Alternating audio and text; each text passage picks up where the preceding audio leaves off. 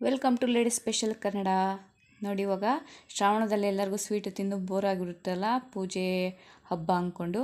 ಹಾಗಾಗಿ ಇವಾಗ ನಾನು ಎಗ್ ಸಾಂಬಾರನ್ನ ಮಾಡೋದು ಹೇಗೆ ಅಂತ ಹೇಳ್ಕೊಡ್ತಾ ಇದ್ದೀನಿ. ಬನ್ನಿ ಇವಾಗ ನಾವು ಮಾಡೋದು ಹೇಗೆ ಅಂತ ನೋಡ್ಕೊಂಬರೋಣ. ಮೊದಲನೇದಾಗಿ ನಾನಿಲ್ಲಿ ಒಂದು ಬಾಣಲೆನ ಕಾಯಕ್ಕಿಟ್ಟಿದ್ದೆ. ಅದಕ್ಕೆ ಸ್ವಲ್ಪ ಮಸಾಲೆನ ಆ್ಯಡ್ ಮಾಡ್ಕೊತಾ ಇದ್ದೀನಿ.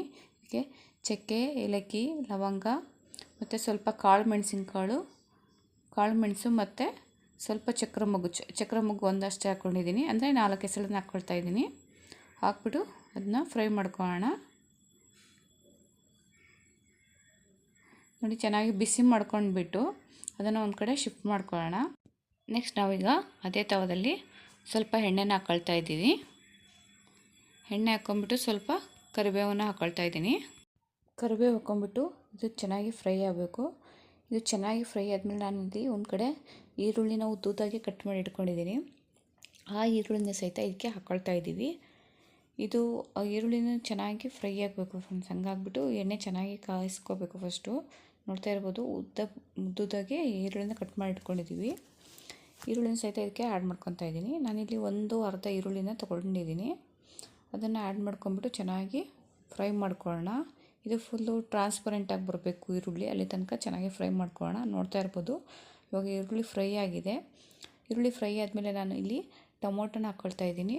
ಟೊಮೊಟೊನೂ ಸಹಿತ ನಾನಿಲ್ಲಿ ಉದ್ದುದ್ದಾಗಿ ಕಟ್ ಮಾಡಿ ಇಟ್ಕೊಂಡಿದ್ದೀನಿ. ಆ ಟೊಮೊಟೊನ ಇದಕ್ಕೆ ಆ್ಯಡ್ ಮಾಡ್ಕೊಳ್ಳೋಣ. ಆ್ಯಡ್ ಮಾಡಿಕೊಂಡು ಇದನ್ನು ಸಹಿತ ಚೆನ್ನಾಗಿ ಬಾಡಿಸ್ಕೋಬೇಕಾಗುತ್ತೆ. ಈ ಟೊಮೊಟೊನ ಸಹಿತ ಚೆನ್ನಾಗಿ ಫ್ರೈ ಆಗಬೇಕು. ನೋಡ್ತಾ ಇರ್ಬೋದು ನೀವು. ಇದು ಫ್ರೈ ಆದಮೇಲೆ ನೆಕ್ಸ್ಟ್ ನಾನಿಲ್ಲಿ ಶುಂಠಿ ಮತ್ತು ಬೆಳ್ಳುಳ್ಳಿ ಪೀಸಸನ್ನು ಹಾಕ್ಕೊಳ್ತಾ ಇದ್ದೀನಿ. ಅದನ್ನು ಸಹಿತ ಇರಲಿ ಚೆನ್ನಾಗಿ ಫ್ರೈ ಮಾಡ್ಕೊಳ್ಳೋಣ.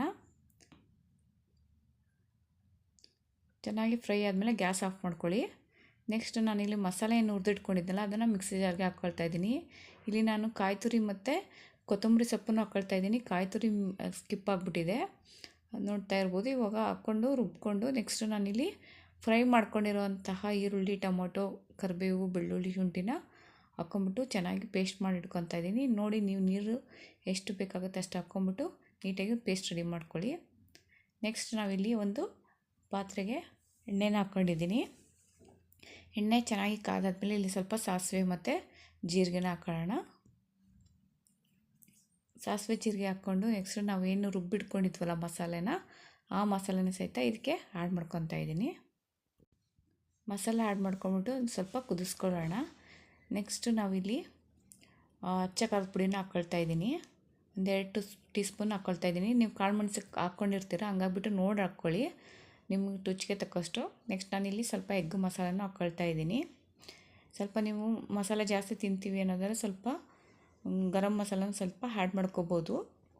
ನಾನಿಲ್ಲಿ ಸ್ವಲ್ಪ ಗರಂ ಮಸಾಲನೂ ಹಾಕ್ಕೊಂಬಿಟ್ಟು ಒಂದು ಅರ್ಧ ಟೇಬಲ್ ಸ್ಪೂನ್ ಆಗುವಷ್ಟು ಗರಂ ಮಸಾಲನ ಹಾಕ್ಕೊಂಬಿಟ್ಟು ಚೆನ್ನಾಗಿ ಮಿಕ್ಸ್ ಮಾಡ್ಕೊಳ್ಳೋಣ. ಇದಕ್ಕೆ ನೋಡ್ತಾ ಇರ್ಬೋದು, ಗರಂ ಮಸಾಲನ ಮಿಕ್ಸ್ ಮಾಡ್ಕೊಂಡಿದ್ದೀವಿ. ಆಲ್ರೆಡಿ ನಾವು ಮಸಾಲೆನೂ ಹಾಕ್ಕೊಂಡಿರೋದ್ರಿಂದ ನೋಡ್ಬಿಟ್ಟು ಹಾಕ್ಕೊಳ್ಳಿ, ನಿಮ್ಮ ಟೇಸ್ಟಿಗೆ ಅನುಗುಣವಾಗಿ ಹಾಕ್ಕೊಳ್ಳಿ. ನಿಮಗೆ ಇಲ್ಲ ಮಸಾಲೆ ಜಾಸ್ತಿ ಬೇಡ ಅಂದರೆ ಗರಂ ಮಸಾಲ ಸ್ಕಿಪ್ ಮಾಡ್ಕೋಬೋದು. ನೋಡಿ, ಇವಾಗ ರುಚಿಗೆ ತಕ್ಕಷ್ಟು ಉಪ್ಪನ್ನು ಹಾಕ್ಬಿಟ್ಟು ನಾವಿಲ್ಲಿ ಸ್ವಲ್ಪ ಕುದಿಲಿಕ್ಕೆ ಬಿಟ್ಬಿಟ್ಟಿದ್ದೀನಿ. ನೆಕ್ಸ್ಟ್ ನಾನಿಲ್ಲಿ ಎಗ್ಗನ್ನು ಬೇಯಿಸಿಟ್ಕೊಂಡಿದ್ದೀನಿ.